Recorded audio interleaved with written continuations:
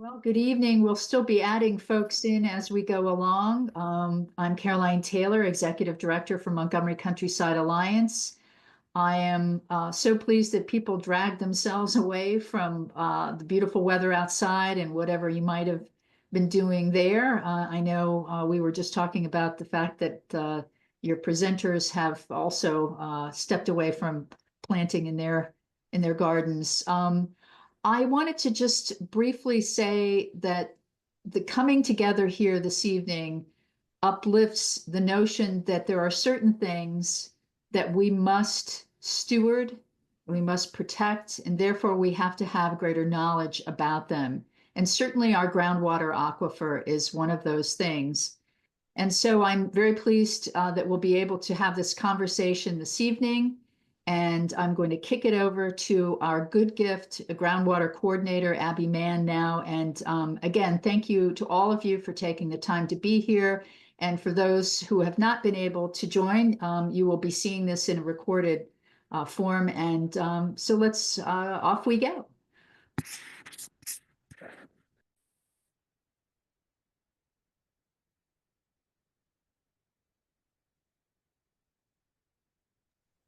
Sorry, Abby, you're muted.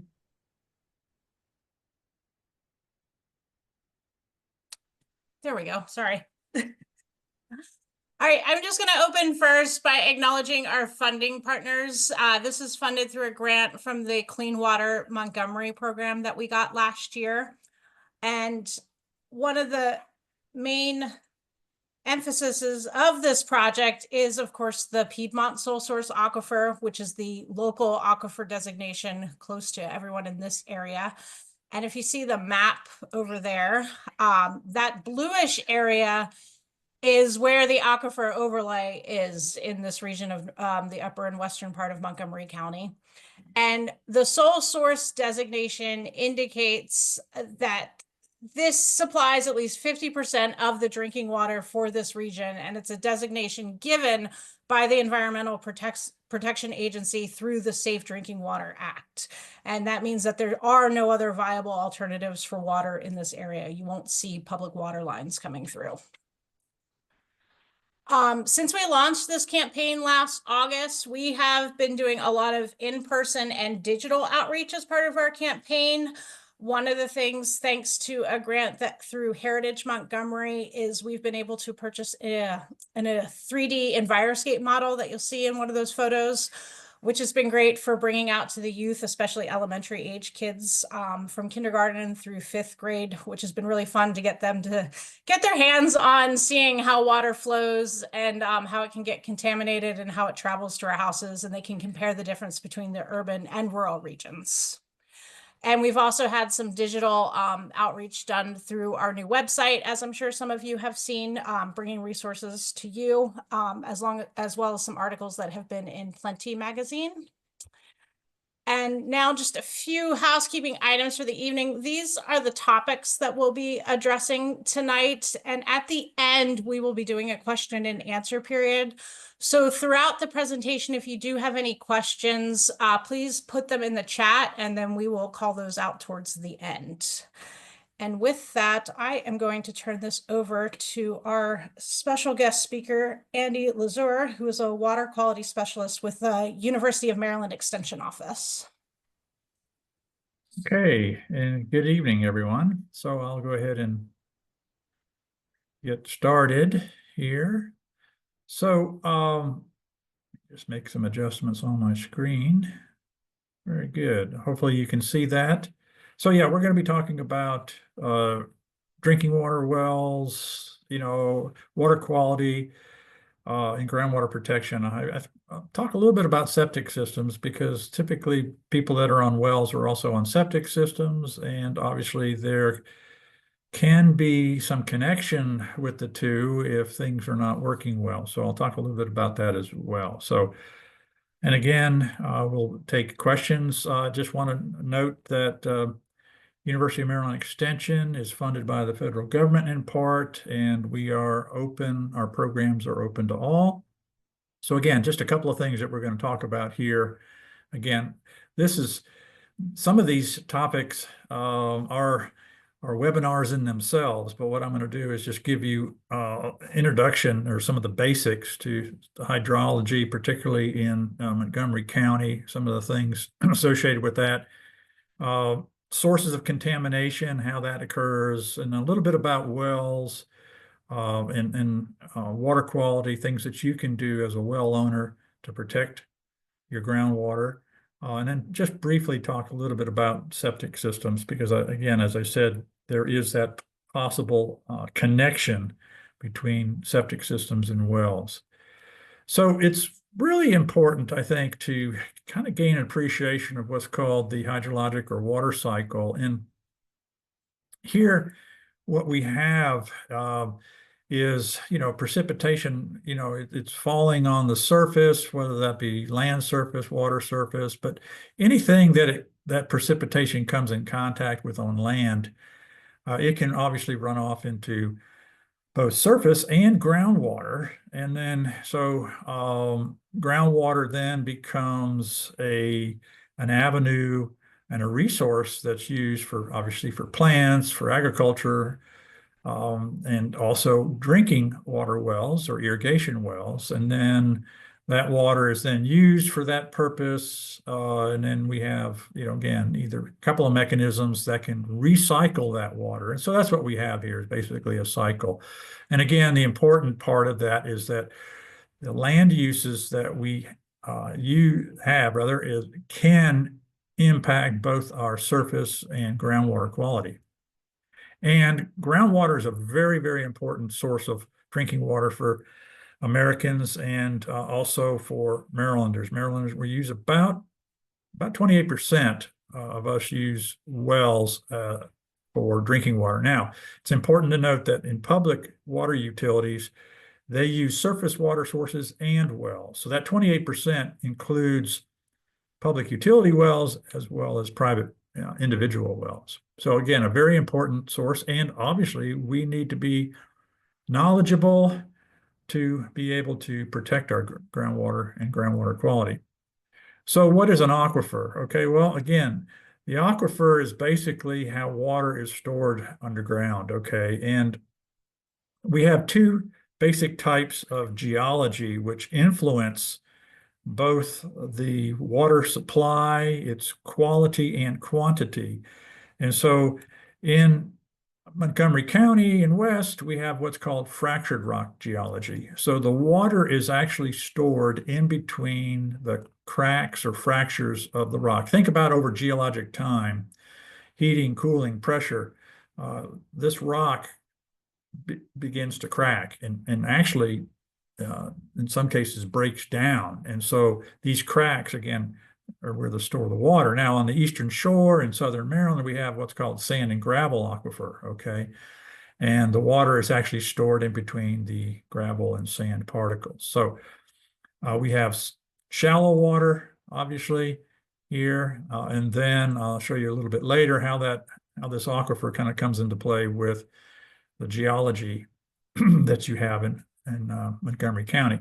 And it's also important to note that groundwater moves, but then depending upon the type of aquifer that you have, the age of the water can greatly differ. And this is more of an example of what we see on in southern Maryland, where we have confining layers. This is very, very tight geology that greatly limits the flow of water through that. And so what happens in this example, in this graphic, you're seeing two confining layers, and then we have two confined aquifers.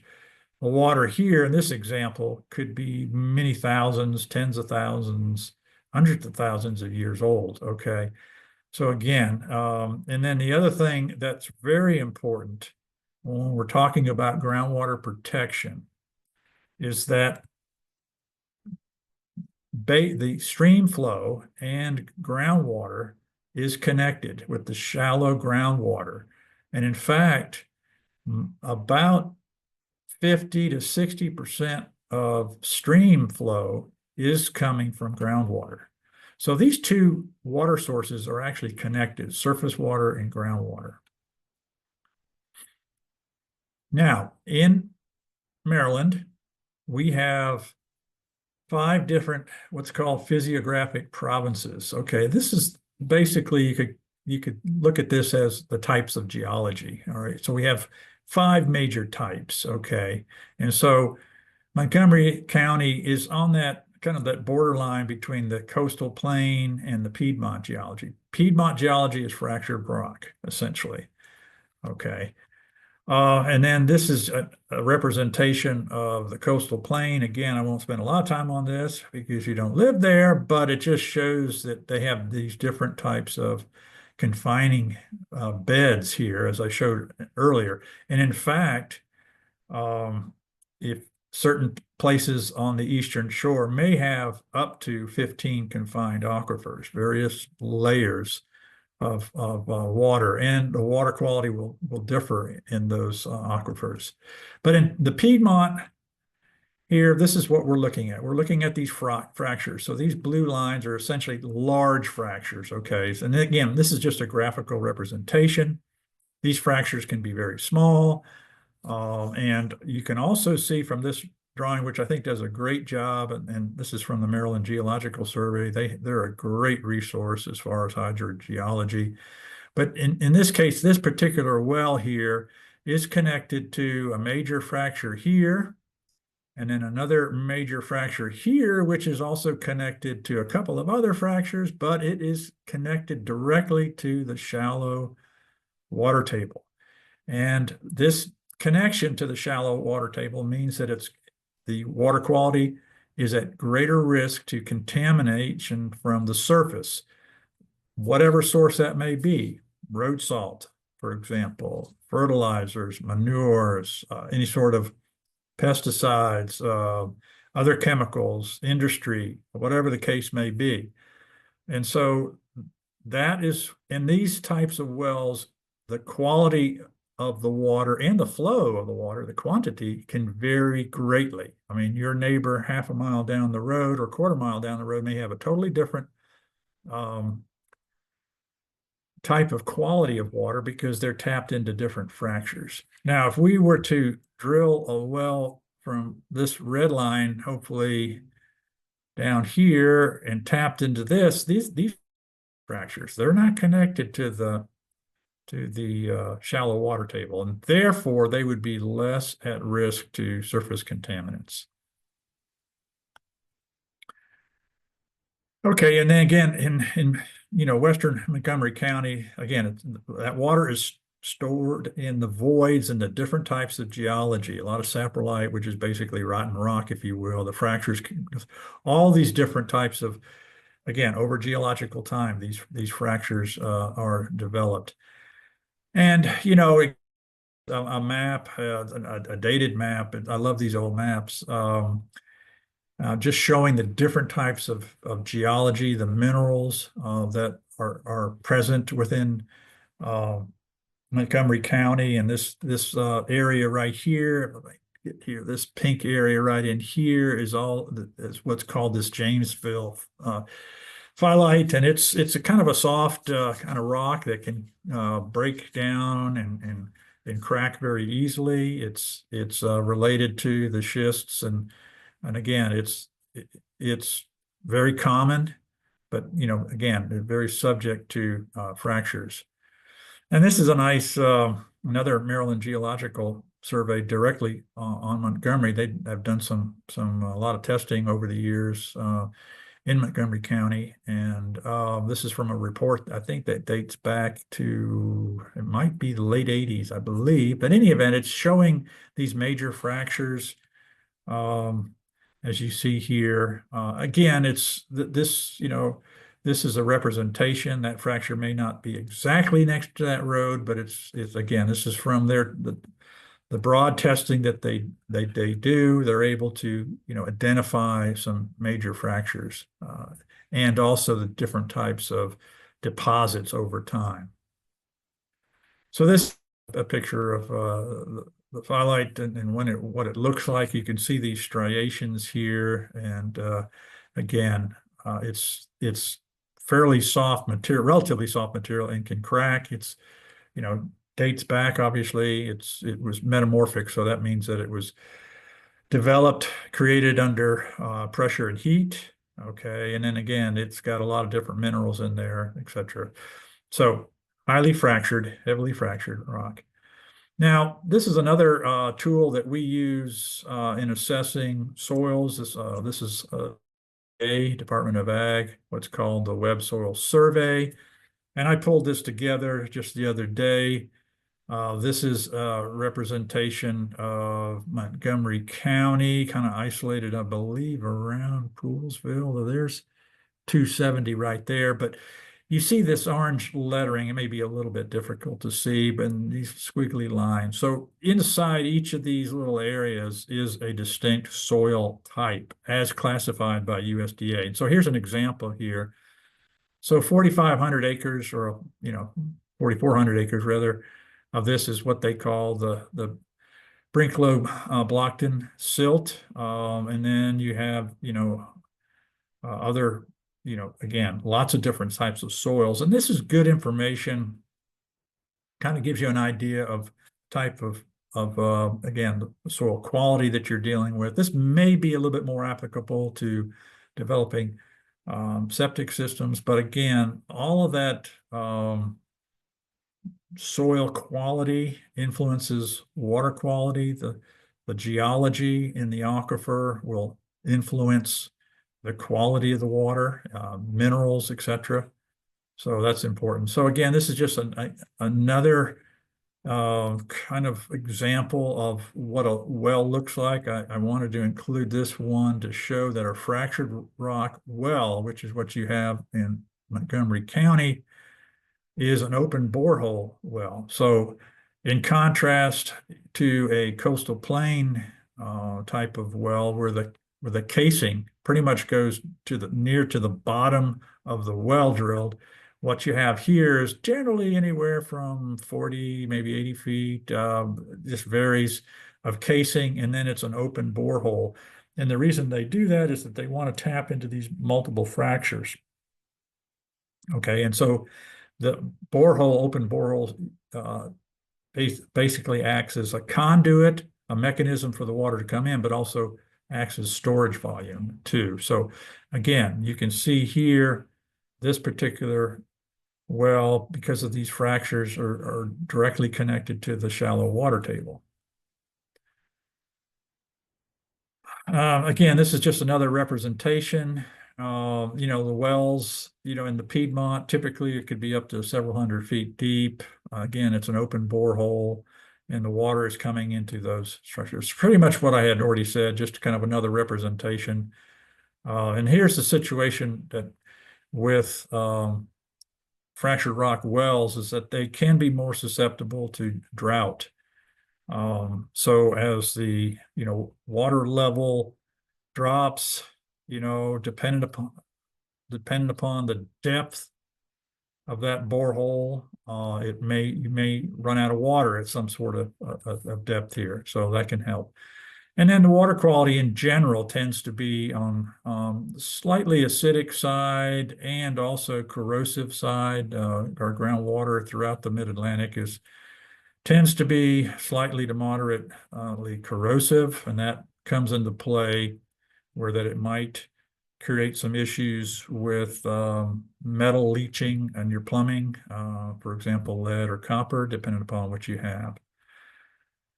Okay, and then again, as I mentioned, the big thing about fractured rock wells is that because those fractures may be directly connected to the shallow water table, then they are more susceptible to whatever surface contamination is going on. As I said, road salts earlier, in industry, farming, whatever the case may be.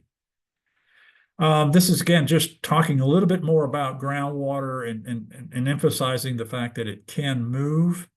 And the upper diagram here is showing where septic tank effluent is kind of following this more impermeable area, and actually could be contaminating another well, for example, so that can happen. And another important thing to note is that groundwater we have some naturally occurring contaminants, excuse me.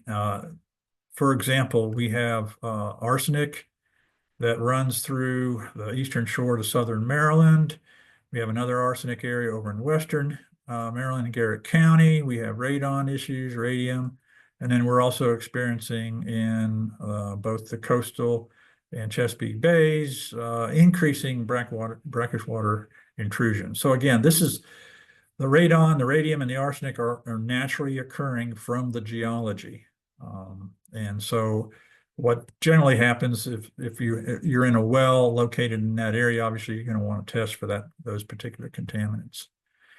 I want to bring up road salt because road salt is a huge issue and has impacted quite a large number of wells in Maryland as well as other states.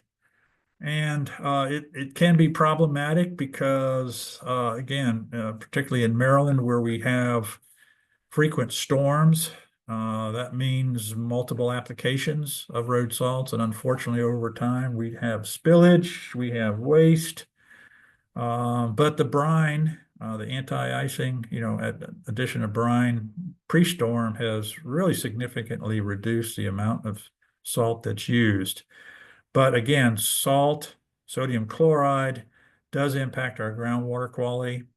Chloride is not bound by the soil or plants. It goes straight to the water table and groundwater, and therefore, after many years of use, the groundwater concentrations of chloride can be elevated to where they're damaging some streams. Also have instances where people have had to drill new wells because the chloride levels got too high. They were having corrosion of their appliances, etc., leaching of lead, etc., from their plumbing. So concentrations have been building up over time, as I mentioned, and to where it has exceeded in this slide, but instances 20, 30 years ago, where instances were that it was surpassing or exceeding the EPA maximum contaminant level of 250 parts per million chloride. So it's a big issue. And again, fractured rock wells are susceptible to this type of problem. Now, this is some data. It goes back. It's very dated, but just wanted to show you this. Again, one of the issues with well water quality is that we do not have a lot of data. Maryland Geological Survey has test wells, and they have done some not only parameter testing. A lot of their wells, observation wells, monitoring wells, are mostly for depth to try to monitor the fluctuation in the levels. But they do have some data, and you can see here that this is, again, Montgomery County, tend to have high iron as well as manganese. Those two minerals are, often together, and this obviously could be a problem at those concentrations. Iron, obviously, from the rust color, but you can taste it. Manganese is actually can cause some neurological issues, particularly with children, and so it's something that we recommend the test for. And then, even nitrate, we recommend to test for annually because nitrate is an indicator of some sort of contamination from animal waste. And that could be from a variety of animals, pets, livestock, wildlife, and human sewage. And nitrate can cause some issues. So, going to shift a little bit more and talk about water quality and wells. What do you need to do as a well owner? Some general practices, things to look out for. So obviously there's lots of reasons why we need to care for our well. It's not regulated, and therefore homeowners are responsible for testing. And then often times, a lot of these contaminants, you wouldn't know you had them. Because they don't have any taste or odors. And again, they can cause illness depending upon the contaminant. Okay, arsenic is a carcinogen.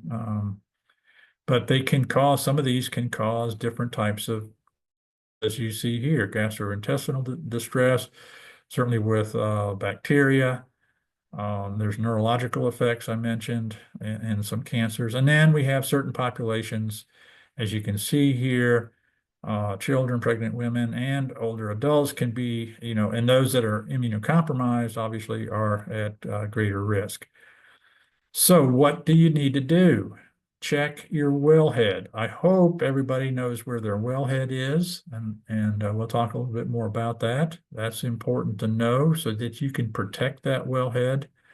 You can do that by making sure that you have a good sand cap, make sure the land doesn't slope towards the well, okay? But you need to test your water. The only way to know is by testing. Okay, and so we'll talk a little bit about that. What does that mean? What should I be, how often, etc. Okay, so these are just some, what we call 10 homeowner tips. How do you do it? All right, first off, we recommend that you get familiar with your well and your wellhead. If you do not have a copy of your well completion report, also called the well log, you can contact your county. It's either the Health Department or Public Works or Department of Environmental Protection. In Maryland, we have different agencies. It's typically the Health Department, Environmental Health Office, but again, that varies from county to county.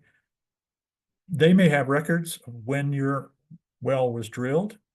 It's a great piece of information. It tells you, when it was drilled, how deep it is, the size of it. It also talks a little bit about the flow rate, for example, back when it was drilled. So it's great information. You can also inspect the wellhead, okay? And this says to have it inspected. Again, this is important if you haven't had your well inspected, or if you're having issues, you've noticed some flow issues, you've noticed some color different changes, that would be a good time to have it inspected. And then keep record of all this information, your well log, but any repairs you have, because we all get busy in life and we forget about it. Somebody may come back and have to repair it, you kind of want to know when was the last time it was serviced. So here's a blank copy of the MDE well log report, and you can see again this is going to be filled out by the well driller. And again, it'll talk about, again, the depth, when it was dug, the size pump, flow rates. It'll even, in this particular section here, the well driller will note the different types of features, referring to, the soil observations, whatever the case may be. So it's good information. So this is, again, the basic thing that you can do to look at your wellhead. Here you can see you want to be sure that you have a good sanitary well cap. All right, if it's cracked or loose, it needs to be replaced. Make sure that ground is sloping away from the wellhead. You don't want water standing in here. And that is particularly true if you have a cracked well casing, or if you have a metal casing. Oftentimes underneath the soil, you might get pitting or little holes, and you don't want standing water that's taking in, fertilizer or whatever else that's being used on your property and then is entering into your well, which would contaminate it. Okay.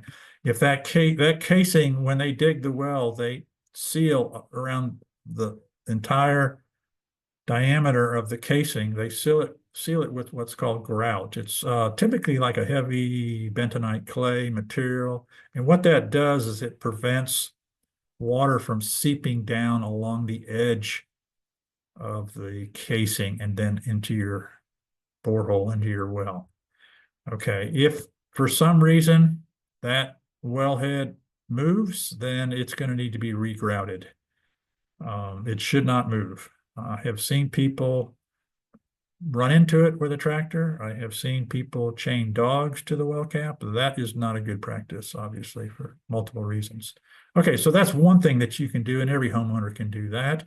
If the land is not sloping, but say it's collecting, you can fill it in with soil to get that slope. It doesn't have to be much slope, just to allow rainwater to run away from the wellhead. So this is what a sanitary well cap looks like. This is a plastic one. They also come in aluminum. This is a 4-inch well casing. You can see the rubber grommet that provides that seal.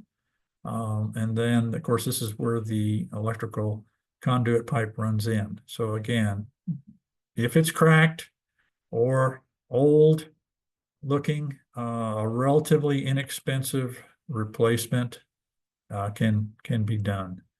But it's very important because it'll prevent, because one of the things that we see oftentimes when we get a positive coliform bacteria, it's not necessarily meaning that that's coming from a septic system. It could be something as simple as insects getting into a small crevice, doing what they do, and they die, and then they fall into the well. And then that would actually result in potentially a positive coliform count. So again, great investment.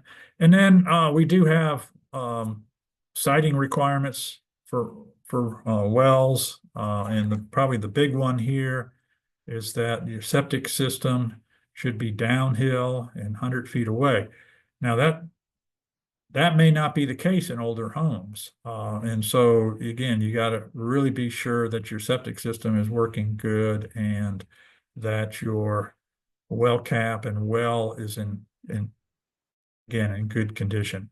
And this is a metal casing right here, as you can see. And oftentimes what happens, as I said before, it could have some openings on the bottom. They can actually replace that, and it may be, replacing a 10, 20-foot section of casing if necessary. So how do you know the quality of your water? I'm sure you can guess. You got to test it, right?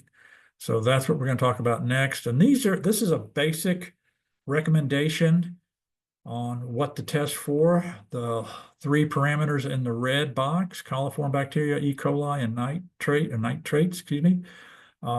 We suggest every year. And the reason for that every year is because groundwater moves. That's one reason. But these are indicators, as I mentioned before, of some contact with animal waste. Could be dead insects, could be pets, wildlife, livestock, or human sewage. So test that. If these are positive, then you've got to do your, diligence and try to find out why. It could be, your well casing is cracked down below the soil, and soil is loaded with coliform bacteria. And so if it's cracked and it's getting in there, that could be it. If it's positive, you would want to have the well disinfected and then retested.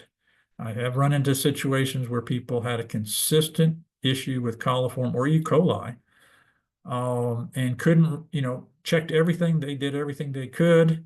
And after multiple tests, it was still positive. And then we suggested that they install a UV filter on their drinking water supply.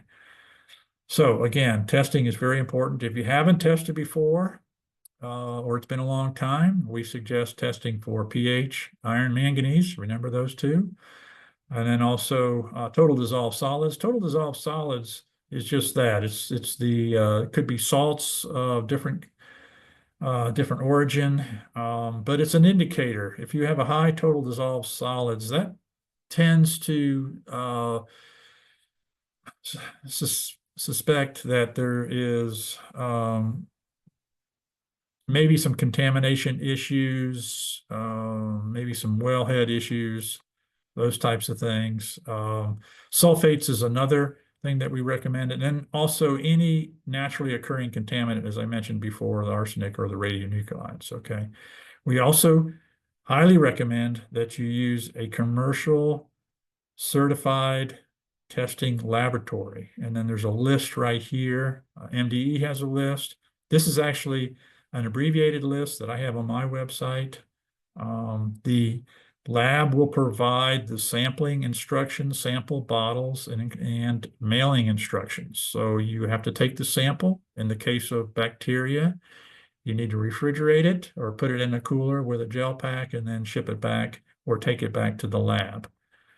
Okay, so this is very important to test your water. You can also test For other things, if you're seeing or observing some issues, okay, I already mentioned the nitrate coliforms. I've had homeowners being concerned that they thought maybe their well water might be contaminated with pesticides. The thing with pesticides, nowadays, of course, they have what's called a screening. It actually can screen for 20, 30, 40 different pesticides.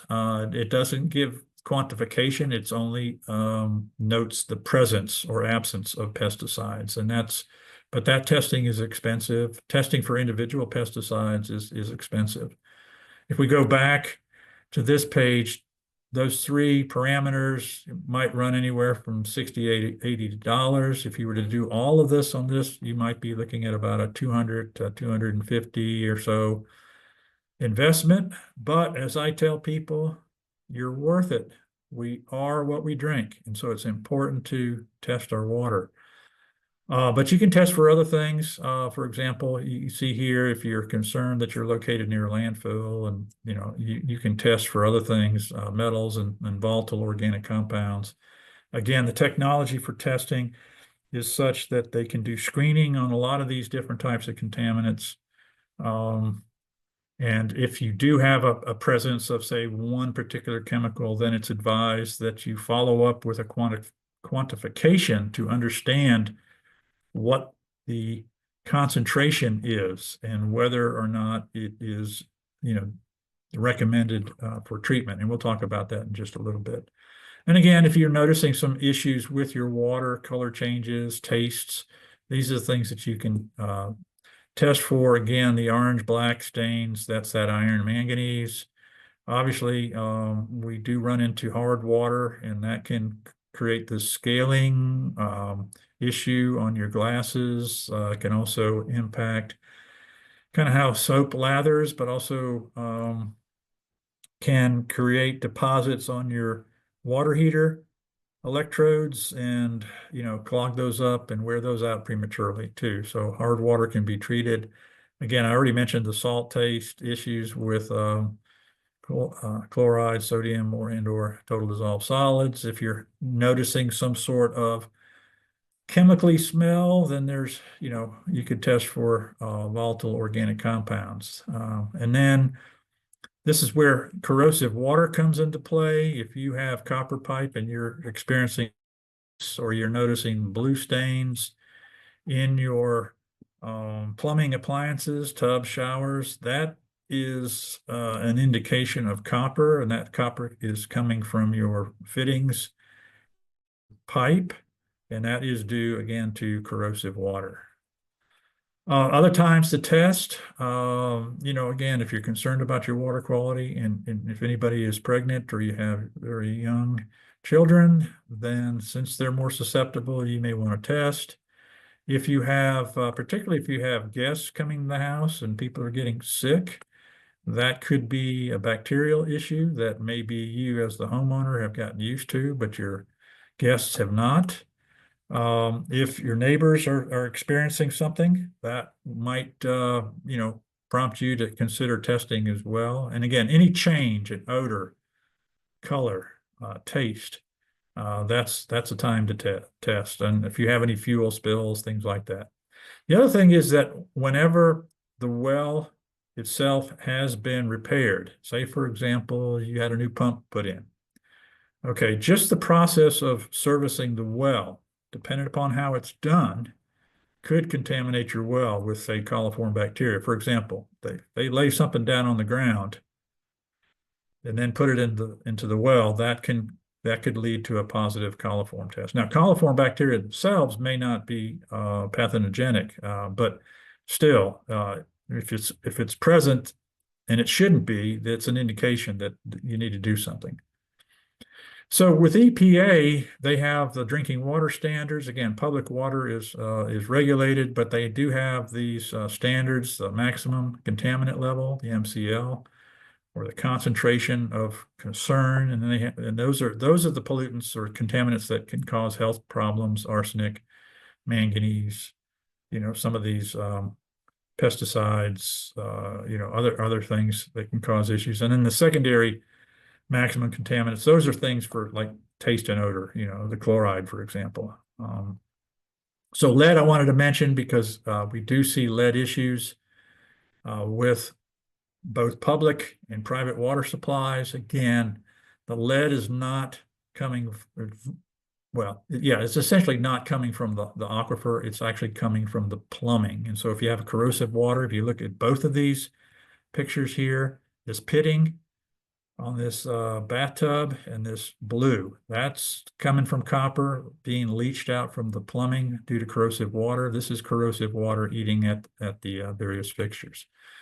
So that would be an issue to test for. Again, here's what we've seen in neighboring states. 1 out of 7 had elevated lead in their wells, again, coming from the plumbing because of our inherent corrosive water. Just run through quickly a little bit more. I've already talked about a couple of these, but I want to just emphasize again, total coliform bacteria is a huge group of bacteria and doesn't necessarily mean that they're harmful. That's important, but we use it as an indicator, okay? It can create some, certain species can create it, but it's naturally occurring in the soil, okay? I mentioned insects, flooding of your well could introduce coliform bacteria, or if you're looking at a shallow well, for example, hand dug well, or it could be a fractured rock well where you're tapped into that shallow aquifer. And again, typically found in as an indicator, could be from fertilizer, but it's often some sort of waste, animal waste, and it can cause some issues, shortness of breath, blue baby syndrome, and again, is something that we want to test for. pH, I think everybody knows about that. Again, if it's very low pH, very acidic, it can cause some issues there. But it's all coming from the geology because the water is in contact with the geology. And so therefore it's absorbing minerals and things like that. And that changes the chemistry and the quality of the water. Total dissolved solids, again, this is just an indicator of water quality. May not be a problem, but 500 milligrams per liter or 500 parts per million, they're one and the same, is the secondary maximum contaminant level. If we have values much higher than that, then there's some issue going on that probably needs to be addressed, and you probably were going to want to use some sort of filtration. And it can come from lots of different sources, as I mentioned, septic systems, runoff, road salts, and then even just natural occurring salt deposits, for example. Sulfates are important. You may be familiar with what's called hydrogen sulfide. It can create kind of a rotten egg smell and taste, but sulfates in general, again, coming from the ground, the minerals in the groundwater, it can create a little bit of a health effect if it's pretty high. But another thing with sulfur dealing, is that you can get sulfur bacteria in the well, and they create this slime. Same with iron, you can get iron bacteria in the well, and that can produce that brownish color. So if you have issues with that, then the well would have to be disinfected. Chloride I already talked a good bit about. I'm not sure there's really much to add there, but we're seeing increasing groundwater concentrations of chloride, primarily due to road salt use. The exception to that would be in coastal areas where we're seeing sea level rise, and it's impacting the groundwater quality. Here's the good news, okay? To use kind of a more recent phrase, there's a filter for that, okay? So pretty much whatever contaminants you have, there's a filter for that, okay? And this is just a nice graph that shows the different types of contaminants. Of course, there's many more here, but these are the more common ones that we run into here. And you can see the different types of filters, media filters. Reverse osmosis as you can see here, covers a lot of the contaminants that we run into. Distillation covers the most. However, it's really not very practical in home applications. And then we have these different types of ion exchange type of things. A water softener, for example, is an ion exchange. And then we have different oxidation filters. I'll also mention the activated carbon because I get a lot of inquiries about PFAS. And so an activated carbon filter and reverse osmosis work very well on PFAS, with reverse osmosis actually doing a better job because they filter out more PFAS compounds. So once you get your test results, you're going to get numbers from the lab, and you may not get any information about what they mean. So I'll give you two resources on where to go to try to interpret what your test results mean. So right up above the line here, colleagues at Penn State Extension have developed this online drinking water interpretation tool. So, whoops, I'm sorry. I got carried away here with my wrong button here. So you just type in the results of the different types of contaminants, and it'll spit out what it means. You know, that it's exceeding the maximum concentration, and it'll recommend the type of filter. So that's a great resource. The other resource is me. I do take, people send me their reports, and it's all confidential, and I'll send them back recommendations. So again, when you get your results, you have two options. There you can also contact your local health department, and they are a great resource actually for information about what a particular contaminant number might mean and what to do about it. So you've got several options there. Again, other tips to mind your well: mind what's going on. Try to eliminate pet activity within 100 feet of your well. Watch out for that mower, ride mower. Don't hit that wellhead, okay? Pick up after your pets. Pump and maintain your septic tank. Very important. We'll talk more about that. Here's another graphic. General rule of thumb is every 3 to 5 years. And again, that would, the more occupants and the smaller the tank, the more frequently you have to pump. But very important, the number one maintenance practice on a septic system. Other tips: you can opt to use different lower toxicity cleaners. EPA has a website about that. So you can get information about that. Again, try to minimize your fertilizer and pesticide use near your well. And again, store any of your chemicals properly. If you are not using, or you found a bottle of something you don't even know what it is, or you suspect it's well outdated, take it to the recycling center. Okay.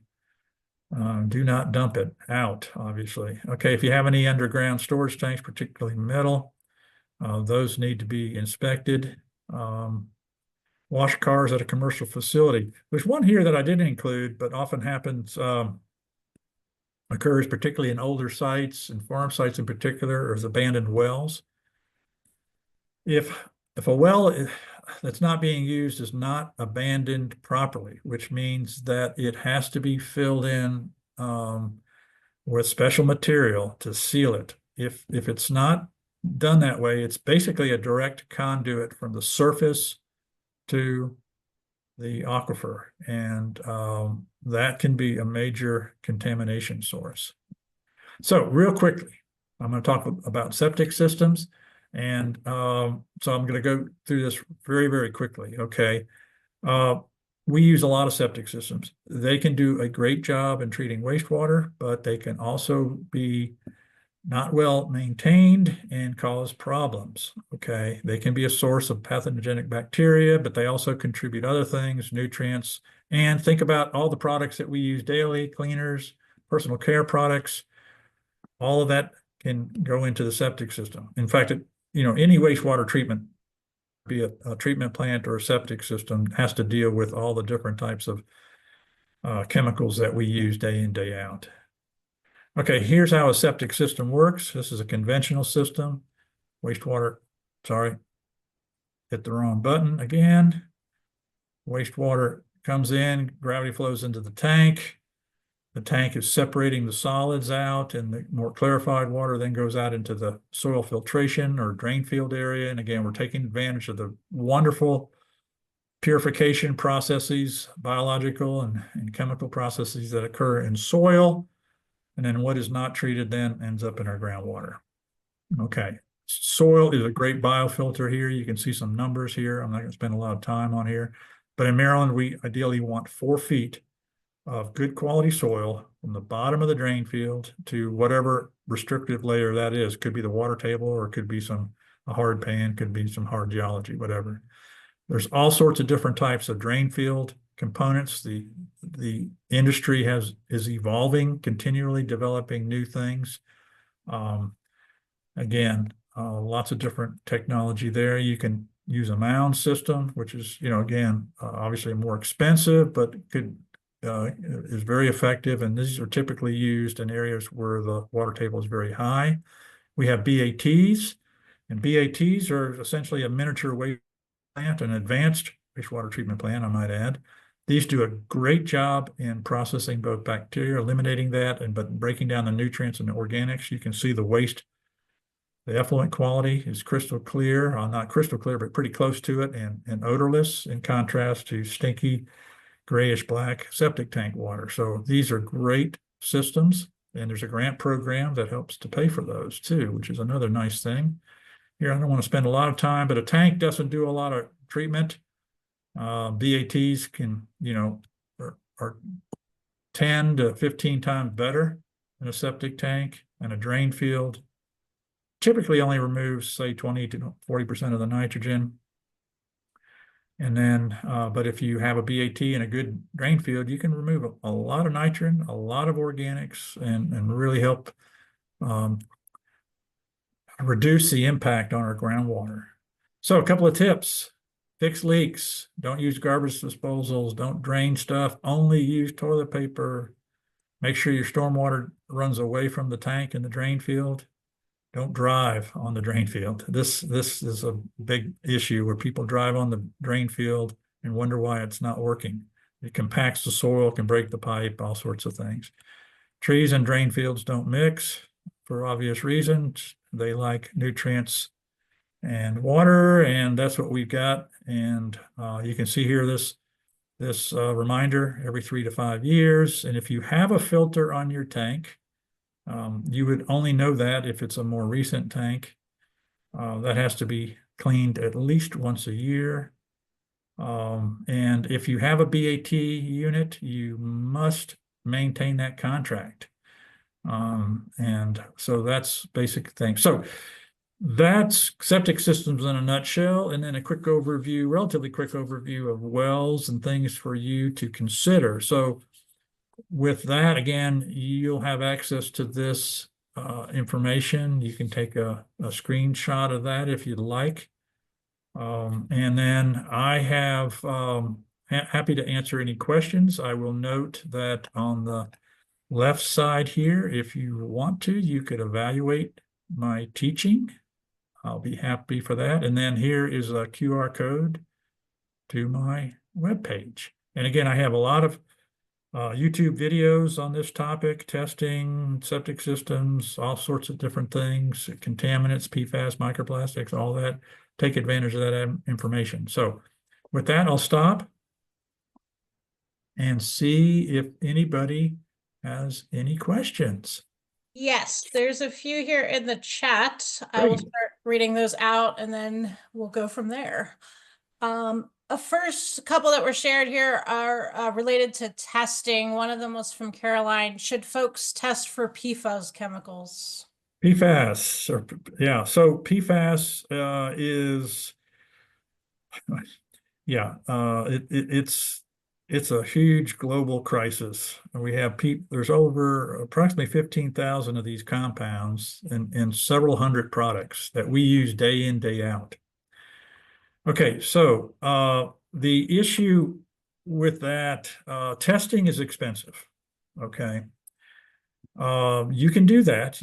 You can screen and do a test for PFAS. It will cost at least several $100s to do that. And so, in talking with homeowners about this, and they're thinking, well, I don't really want to spend that sort of money. but I want to protect, water quality. And so I said, well, one approach might be, not saying this has to be, but one approach might be to install an RO filter on under the kitchen sink for your drinking and cooking water. So it would take care of PFAS as well as, a lot of other compounds as well, if you have that. Okay. Now again, with a RO filter, reverse osmosis, it uses water. So for every gallon of treated water, you're probably wasting 2 gallons of water, at least. You could opt for an activated carbon filter, which is kind of a cartridge filter under the sink. And that does treat for PFAS, treats for a lot of other things, pesticides, volatiles, things like that. Note with PFAS, though, it tends to treat, there's 2 different types of PFAS, long chain and short chain. And so RO covers both. Activated carbon doesn't cover all of those. Okay. You get some reduction, but it's not as good as an RO. With filters, they make sure that they're third-party certified. Okay. And what that certification does is they test it and it verifies that, yes, whatever is on the label, say it treats 95% of PFAS, they test it and they verify that, yes, it does that. But like any filter, like your oil filter in your car, what do? You got to change it, right? So you got to follow those recommendations. And I emphasize this because if you don't maintain your filters, what can happen is the contaminant builds up to a level and you get slugs of contaminant coming into your drinking water, and you don't want that. A long answer to a short question, but it's important. Agreed. Thank you. Next one, someone said, Kate Stedman, we have quite a low pH, 5.8. What options exist for treating this? Okay, 5.8 is low, but it's not terribly low, I guess. There is an acid neutralizing filter that will help raise that pH. I have that information on my website. It's actually a publication from my colleagues south at Virginia Tech. But again, why, argue with a great resource? They've done a nice job on that, and it describes that. Or you can just type that into, Google, acid neutralizing filter. Okay. Okay. Question from William Price, who has money for BAT?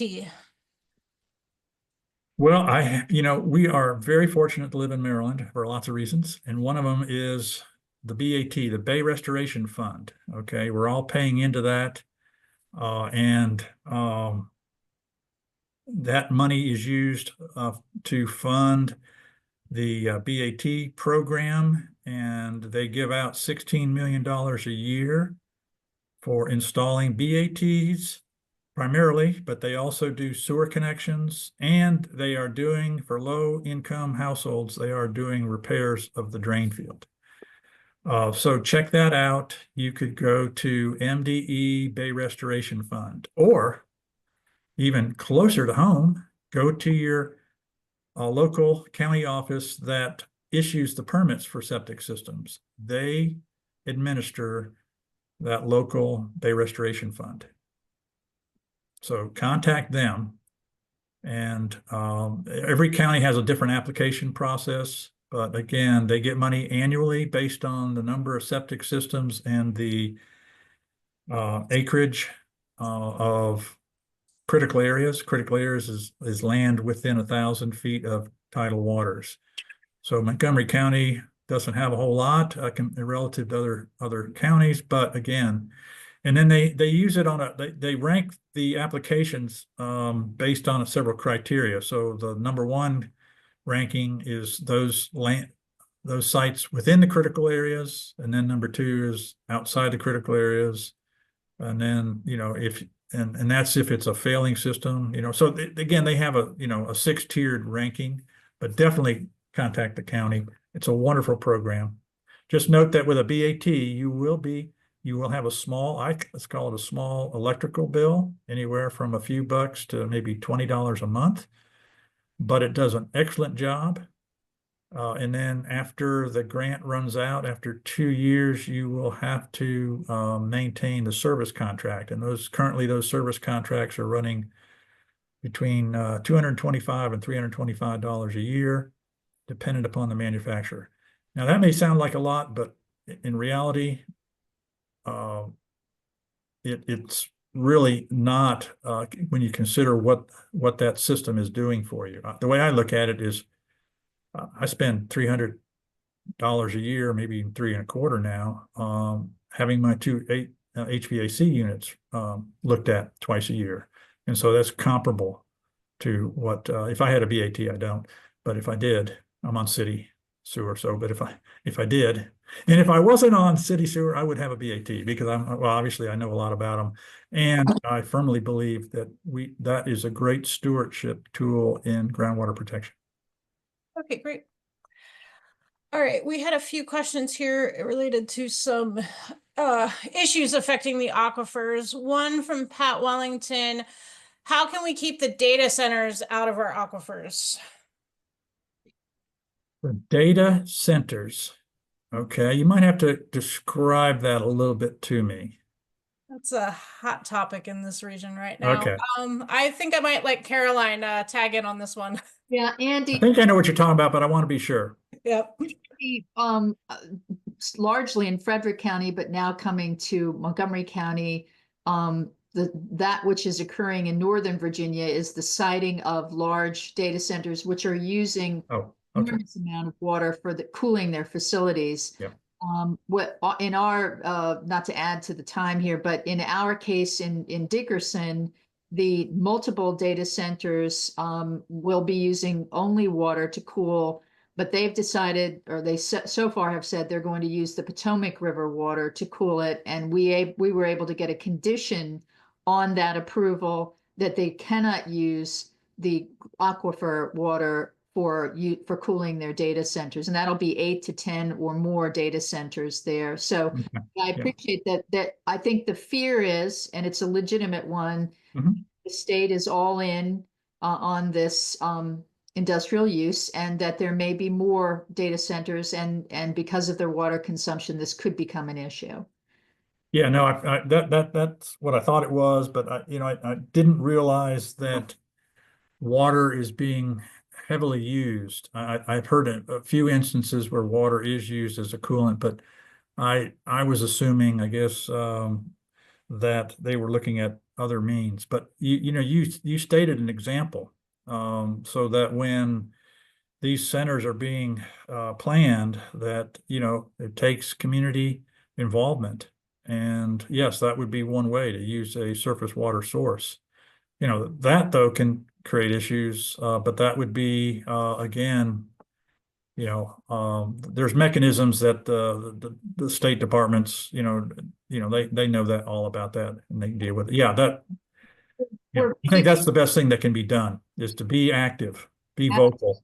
Absolutely. And what we're hoping and asking for is that both at the state level and the local level, we have a strong protective regulatory framework for the use.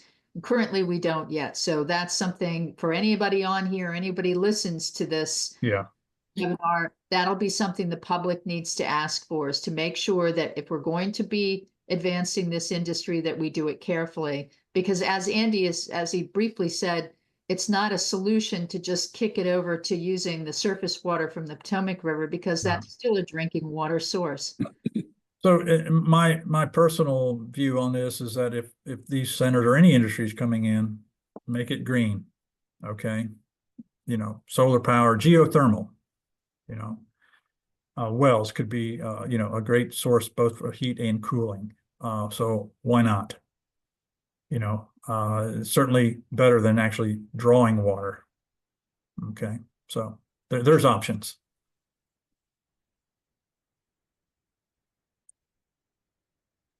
You're on mute, Abby, sorry. There we go. Sorry about that.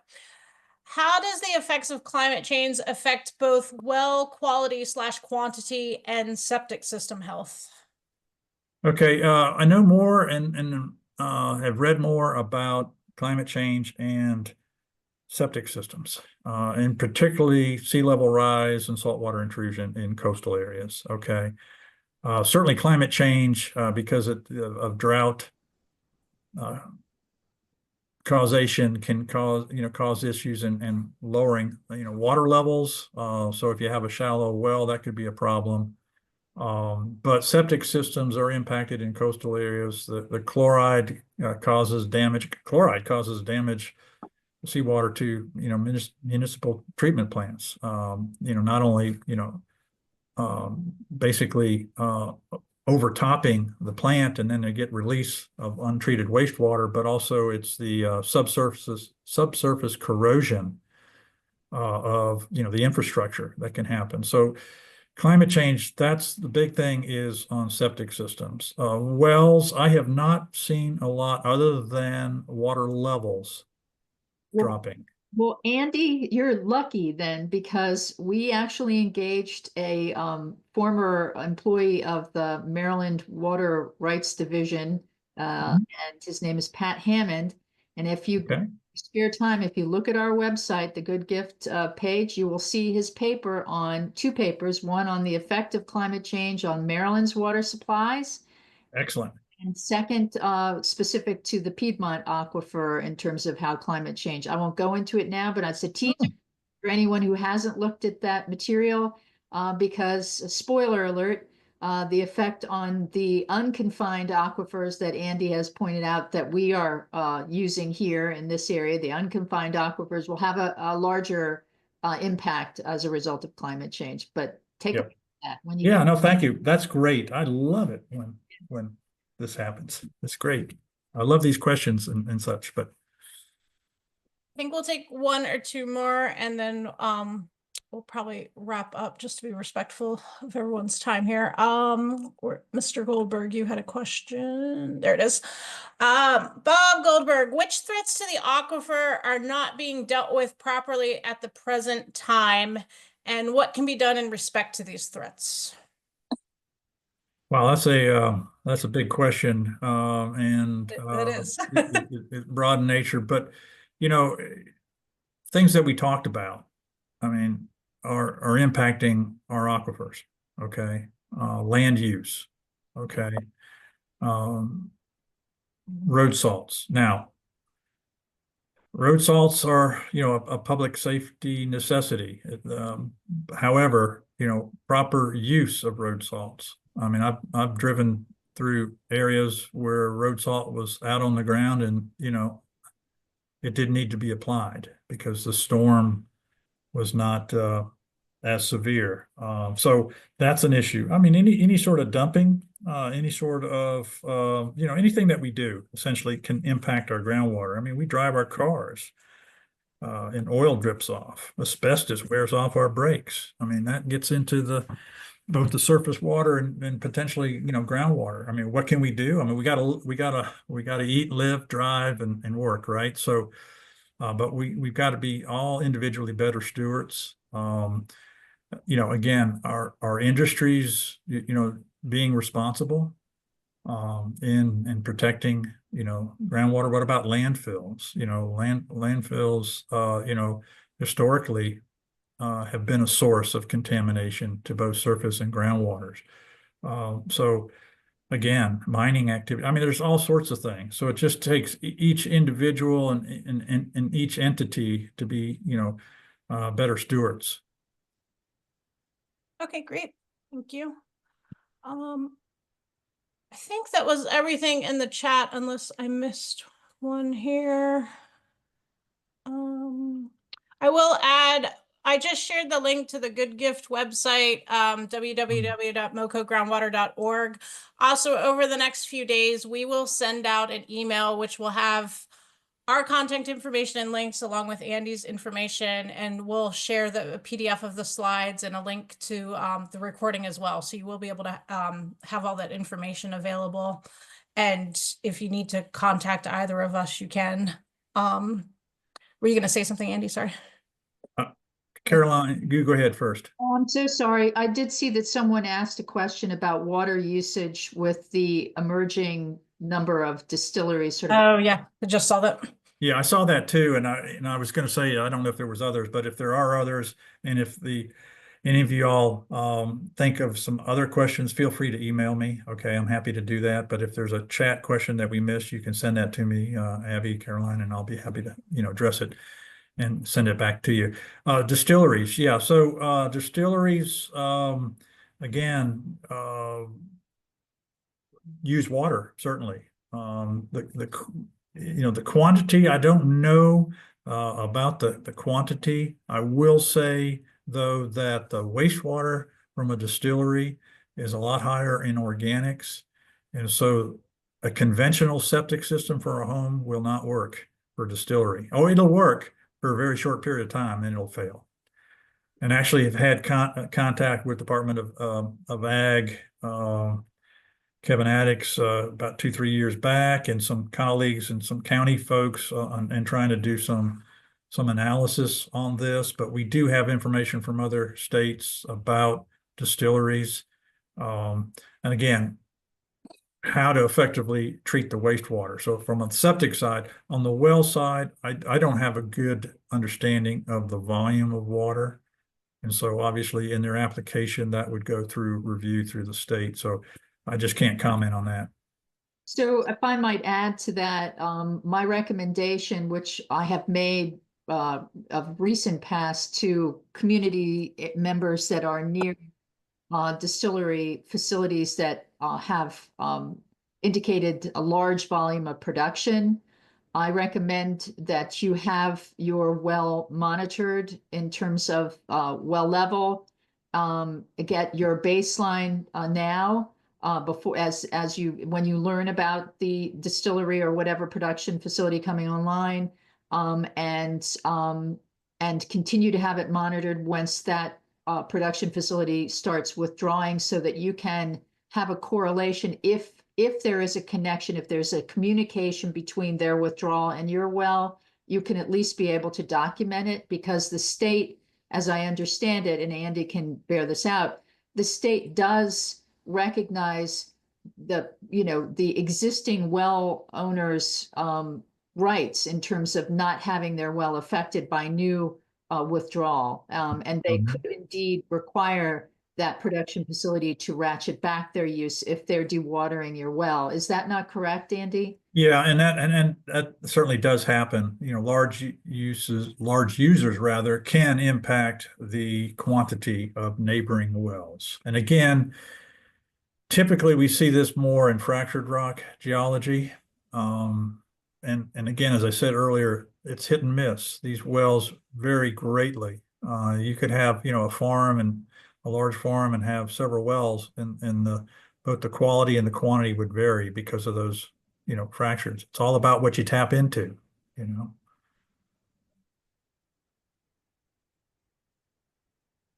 Just checking to make sure I didn't miss anybody else. Did anyone else have a question they wanted to share before we wrap up? Abby, I just wanted to make one other point on that issue in terms of intercommunication in wells. And this is important to note. In 2007, the community of Sugarland, south of Poolsville, after the town of Poolsville put new wells online for additional development, our wells went dry. If we had not asked the state to put a provision in the permit for those two wells for the town of Poolsville that required our wells to be monitored and tested, then we would have been stuck, our community, with the replacement of 10 wells that went from anywhere from 90 to 100-foot wells to 300 or more foot wells. So again, keeping in mind any new water withdrawal near you, and keeping that making sure you have a real record of how it might affect your well is very important. By the way, the intercommunication, the communication between those new wells in our community was over a mile. So that was a significant distance. Yeah, the geology is fascinating, and we don't know because we can't see right under the ground, but it is that interconnection, and but again, highly variable in that type of geology. It's just really interesting. So I've enjoyed visiting with you all this evening. I hope this was helpful. Feel free to reach out to me if you have other questions. Check out the website. And I am going to check out that paper or those 2 papers. Caroline, thank you for that. I'd like to get educated myself always. Absolutely. Never too old to learn. And, you know, you know, again, everybody's questions helps me as well as helps each other. So that's great. Thank you very much for joining us. It was a great presentation and very informative, Thank you so much. locally and for the state. Yes. Mhm. Everybody take good care. Have a good evening. Thanks You so too. much. Thanks, everyone. And we will be in contact soon with all the links and information for you to follow up with.